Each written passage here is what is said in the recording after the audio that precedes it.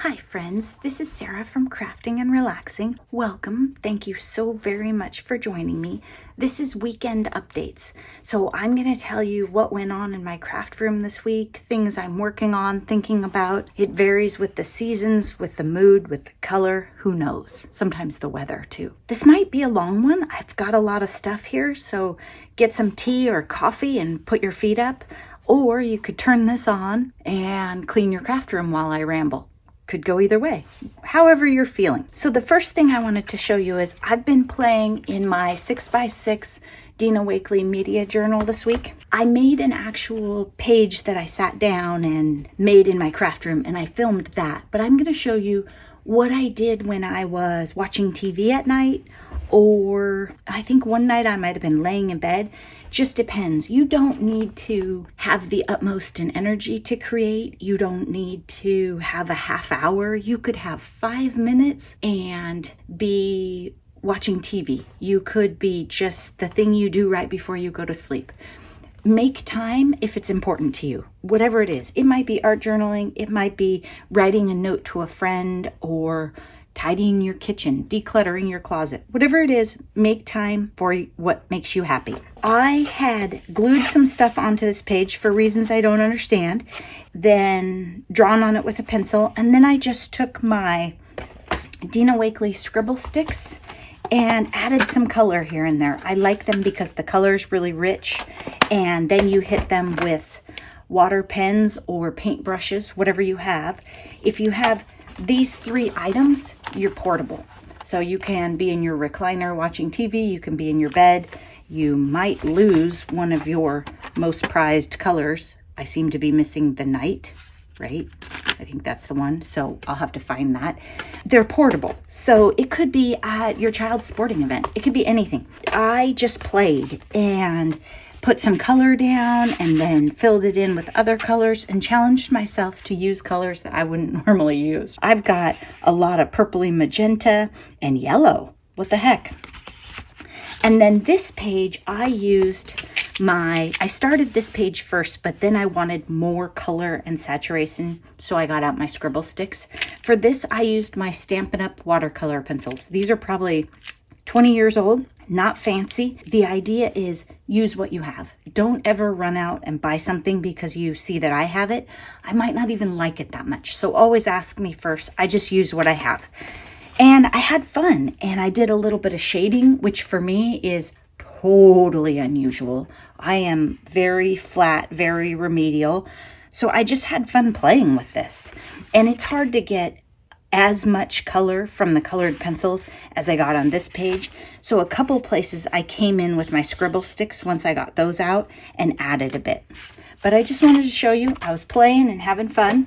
And that's one of the things I'm trying to do more of this year, is get into the mixed media and try stuff out. Assuming the video of the actual other page I made turned out, I'll roll that out this week and tell you what my thought process was. Now, I got one of these in a giveaway when I went to a store, and somebody said, tell me how you like the bottle compared to these. So the first thing I want to tell you is, if you have these paints in your stash, get them out and use them, because they are drying up. I opened up the purple and the green and added some water and gave them to Andrea, but you see that? That sucker is much, much thicker than it used to be. These were very runny paints when we purchased them. So my guess is that's one of the reasons they switched the packaging. Get them out and use them. They're not sealed as well as you would think, and you don't want to let something luscious like this go to waste. If you do have them, maybe check on them, hit them with some water. I'll tell you, I like these, the shape of these containers, because Diane Reevely taught us, right? She has books, she has videos on YouTube. She taught us to use these, including dipping credit cards in them, baby wipes in them, and using the access to the top. That's really great for somebody like me who isn't great at mixed media and has trouble putting the paint down on a pad or a palette because I don't know how much it's going to be. This way I'm just using it straight out of, but if they're drying up, it's not going to work. This, I forget I have because these are in the other shape. it's silly, but that's why I haven't broken the seal. I just forget it exists. So hopefully I'll do a project with these 4 soon because they would be amazingly fun together. If you have these, definitely start using them up. It's time. If you hoard them, it's not going to work out, I don't think. Then the other thing I did was I got out one of those tags that I made with fabric. This was Smash Our Stash. I think you saw this tag.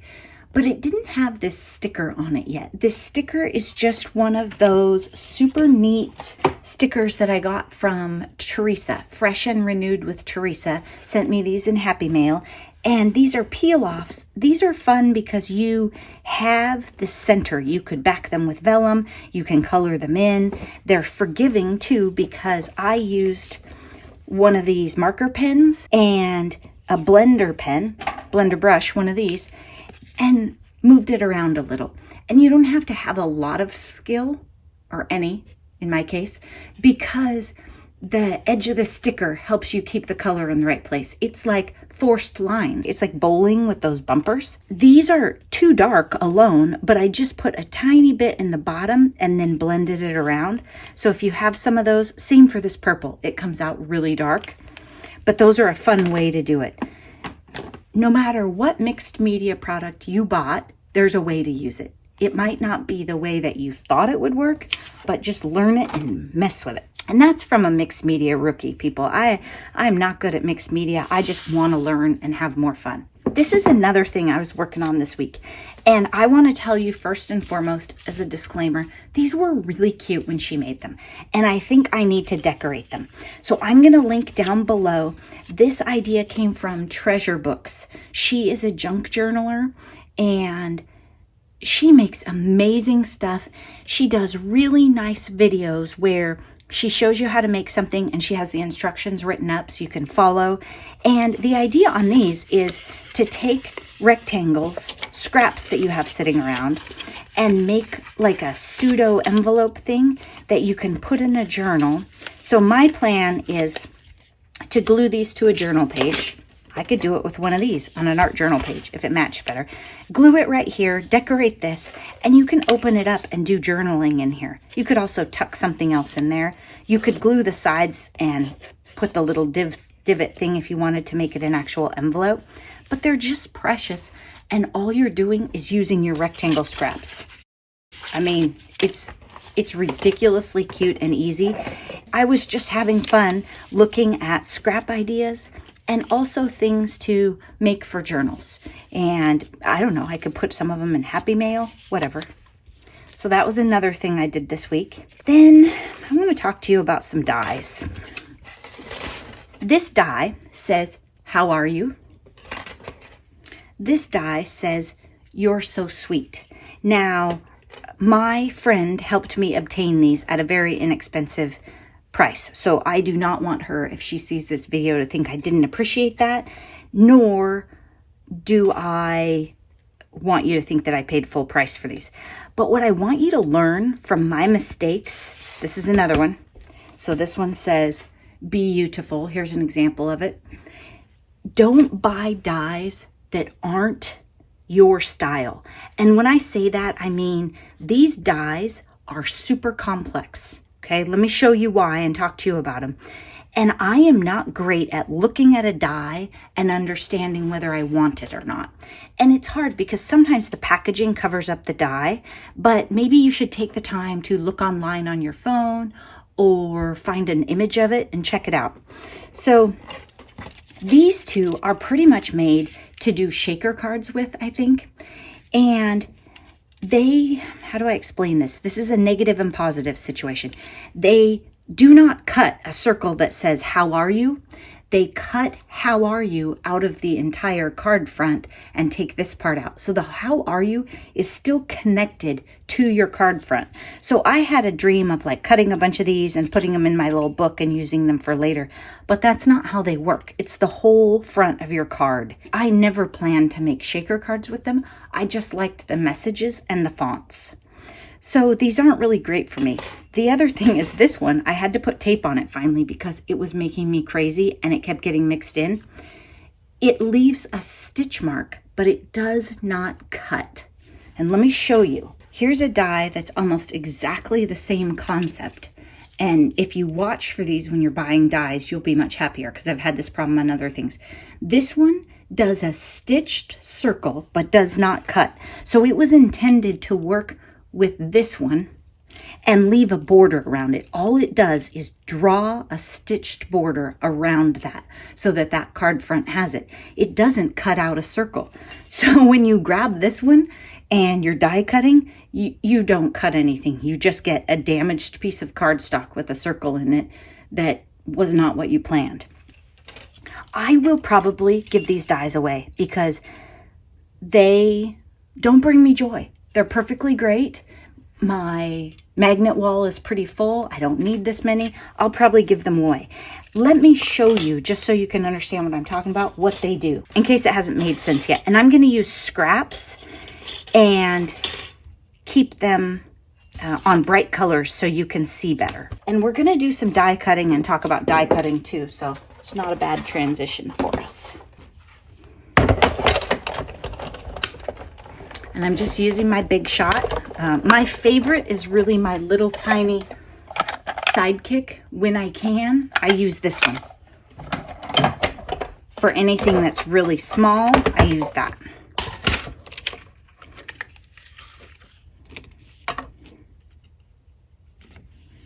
Okay. Now do you understand what I mean about the negative and the positive? It wasn't meant to use the circle. It doesn't cut out the circle. It cuts it out of your card. If you wanted to do a shaker card or a card that folds over and you could see through, there's a lot of different options you could do. You could also, on this one, find a circle die that actually cuts. That one won't be big enough. Like this. If I wanted to have a bunch of these in my stash, I could go one step farther. Let's do it and see how it turns out.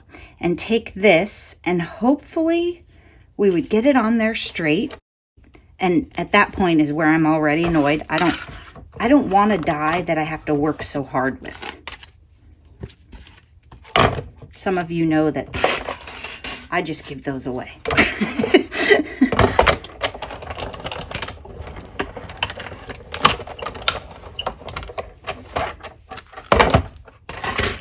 So if I lined it up right,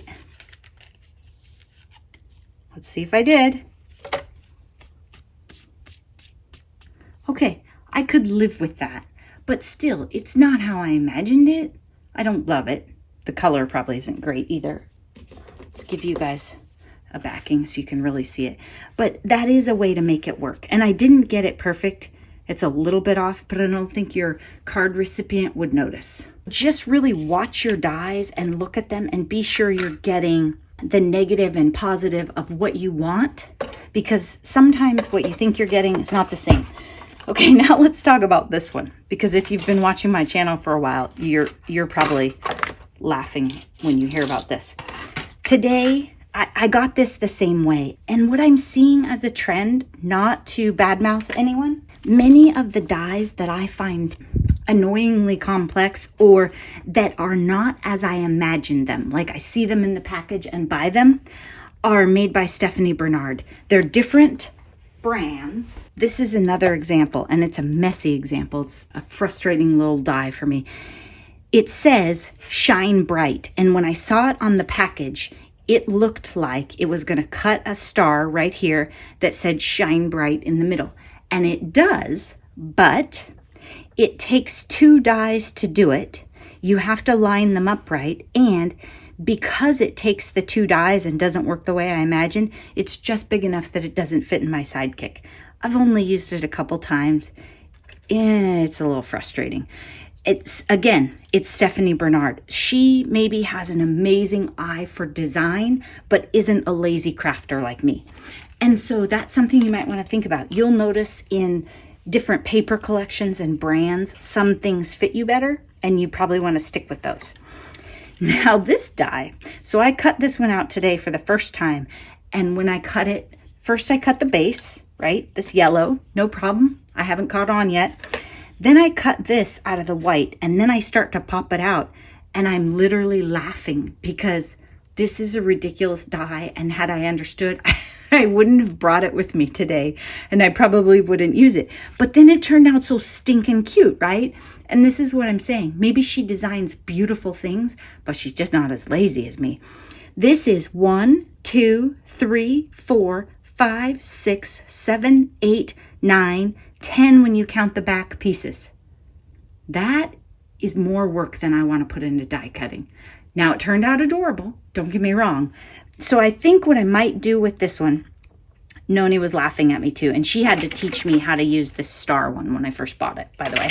I might sit down with this and my sidekick, because it does fit on this size, and cut some while I'm watching TV. Maybe I'll do it that way, but I am not, when I'm making cards, gonna mess with a sentiment that has 10 pieces. That's just too crazy to do on a regular basis. So I don't know, maybe this will be the only time I ever use it. Look at dies before you buy them is my point. And if you think this is the most amazing die ever and you are willing to use a 10-piece sentiment, go for it. Absolutely, whatever makes you happy. But you should definitely note how skinny those letters are. So that's about buying the dies. Now let's talk about die cutting and some things that we talked about a bit and then I never got back to. This is not a tutorial. You know in my channel that sometimes I show you things so you can learn with me. I am still figuring some of this stuff out, but let me tell you some things I do know. This die is super cute, but these little leaf things, they make me crabby because they stick in there and then I have to poke every one of them out or use a brush. You may have heard people talk about dryer sheets, and maybe you think, why? Why are we talking about dryer sheets when we die cut? I tried to look around, tried to find best practice. This has been around for years. This is not new information, and people do it differently. Some people say that I should take this dye and run it through with just dye and dryer sheet because it primes it or something. Some people say I need 4 layers of dryer sheet. I don't know. I used 1 and it worked fine. We'll do 2 today just for fun. What the dryer sheet does is the stuff sticks to it. So let me show you what I'm talking about. Normally when I cut this die, the little tiny leaves stick in the die, a whole bunch of them. And I spend a bunch of time cutting them out. My plates are a little warped too, which might be good because we might just do something in a minute that destroys them. It's not this. This won't hurt them. You put the dryer sheet behind the paper. You don't want it on the front because it might leave texture. So if this was like a patterned paper or one side of it was white, you want it on the white side. Then you just run it through. Just like normal. It's a little tighter because I have 2 layers of dryer sheet. No problem. Then you take it apart. And then what happens is, see that? It's sticking to the dryer sheet, which normally it does not do. It would usually be stuck in the die. So the whole thing stuck to the dryer sheet, which is fascinating to me. Then I can take the die off of the dryer sheet. Now I haven't tested this one, but it's working just as I dreamed. See all those little tiny, tiny leaf specks? They are sticking to the dryer sheet. I would be sitting here poking those out for quite a while. In many of these videos, and the way to prove it to you would be to cut it without it and then cut it with, but I would be frustrated doing that and you would die of boredom. But trust me, I have never, ever, ever cut this die and had all but 1 come out. I only had to poke out 1. Now it is a little, what would the word be? Warped or tweaked because I had to pull it up off the thing. This is not a high quality cardstock either. It's probably maybe 65 pound, not 80 for sure. If it was a more sturdy cardstock, that would be different. But look at that and how fast it was. That's what the dryer sheet does. It doesn't change how it cuts it, I don't think. Maybe a tiny bit because it thickened it up, but it makes it so it sticks. Then you can take this off. You can save these little corners if you want. You can like peel all of this junk off of it, put it in the trash and reuse this. You can reuse this a bunch of times and it doesn't matter what brand. I buy 1 box of these about every 5 years and I buy the doesn't smell kind. You can use whatever you have in your house. Don't go buy the same brand as me. See, You just pick it off. But this is a super annoying die. I'm telling you, I like how it looks. This may change how often I use it because it worked nicely. Let me show you another one. I'll show you the butterfly both ways too, because that's the right way to help you. These are the same brand of paper. I know that because they came out of the same book. So same thickness. You know, if we're going to do experiments, we have to use the same thickness of paper because that's going to change it. Now, typically when I cut with this die, some stuff sticks in the die.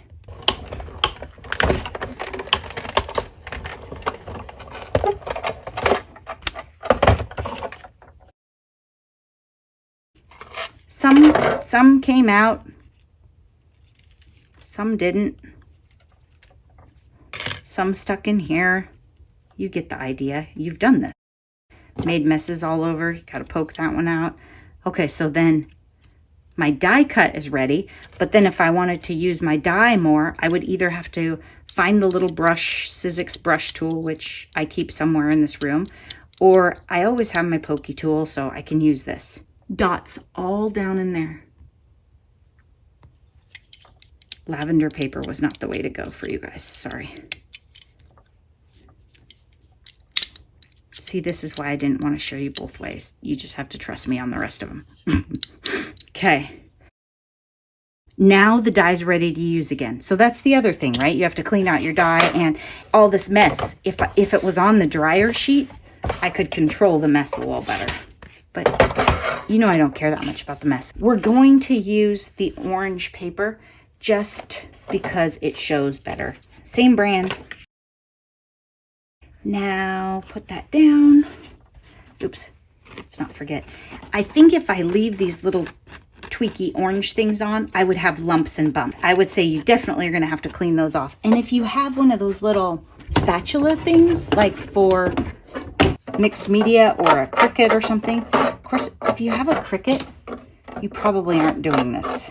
I think that's enough. It should be out of the way. Okay, I'll put that right there. I'm going to put the butterfly over here so I don't think it's on top of those. Get rid of some more of those little orange things.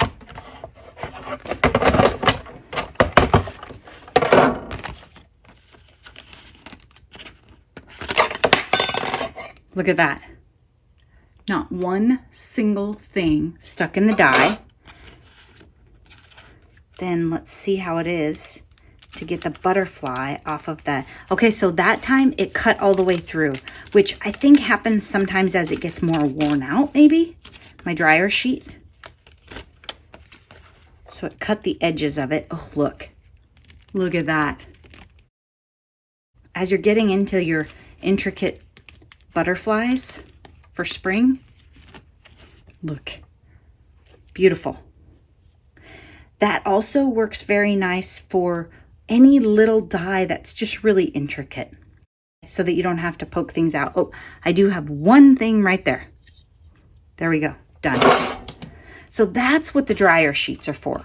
I'm so sorry, I don't know why we keep getting out of focus. There are different metal products, even for this machine. I purchased, we talked about it a while ago, the Lawn Fawn metal adapter plate.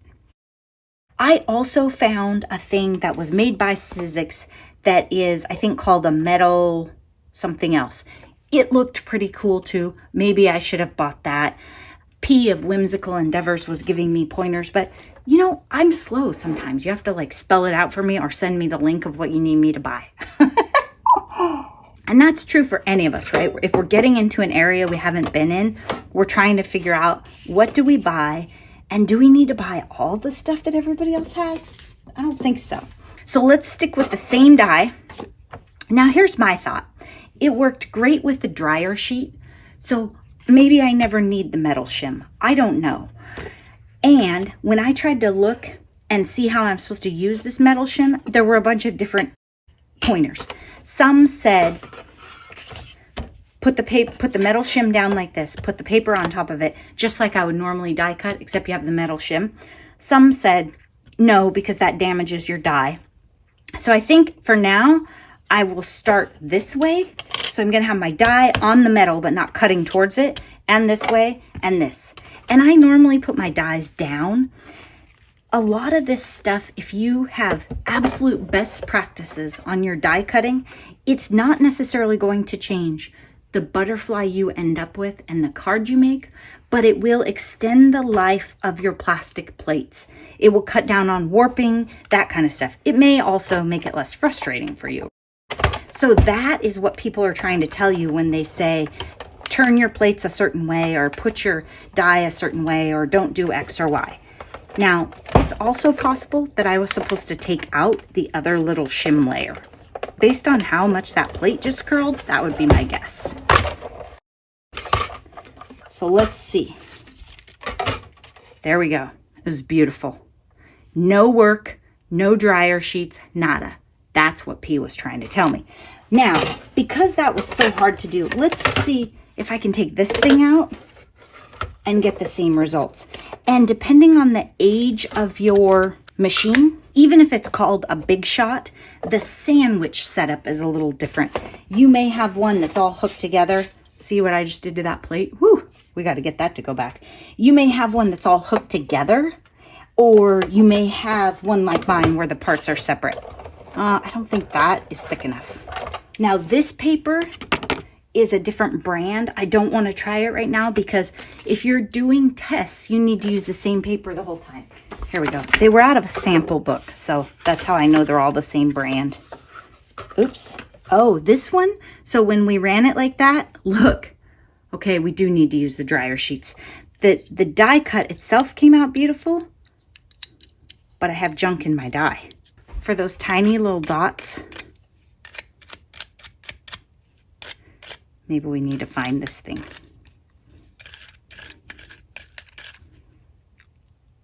Okay, there we go. Because if we're gonna do tests, we have to start at the same place every time. Which is kind of boring, I think, but... So I figured I was gonna do this, and you might want to see it. I don't think that's gonna work. So I'm going to have this back in. And one thing that I read too is as your machine gets older, your die cutting machine, maybe the pads don't hold everything as tight. So that's why you might need a metal shim more when your machine is older. I gotta tell you, if I'm doing this right, I don't like the metal shim. I think I'll stick with dryer sheets.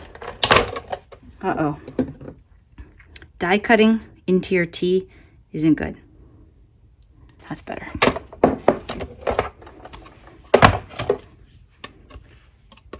Oh, shoot. So see, I did exactly what people tell you not to do. I cut into the mat that time. But let's see how it looks. And I don't think you want to do that because you want to keep your metal plate clean and flat. So you don't want to put your cutting side towards the metal. You want to put it like that. Also, it worked better when I did it right. Probably because it lets putting it towards the metal probably blocks it. So I would not recommend that. Which I can tell you, I'll probably do it again anyway. But I will say every one of these is really loose. I mean, they just pop right out. There's no work. I think I'm going to stick with dryer sheets until I learn more about the metal shim. But either way, they're great. Now the metal shim was, I think I bought it on Amazon. It's at least like $10 or $15, I think. So it's not like a, $2 try it out and see. Again, be sure and put your die like this, and then your paper, and then your next mat. I hope that was helpful. I think the dryer sheets are a game changer. They are not expensive, and mine are unscented, so they don't make me sneeze when I use them. I hope that you liked that and you got some ideas from it. I wanted to talk to you about glue books versus junk journals versus all that, but I just took too long. I hope that you are going to do something fun, go do some crafting and relaxing, and have a great time. Thanks for watching. Bye-bye.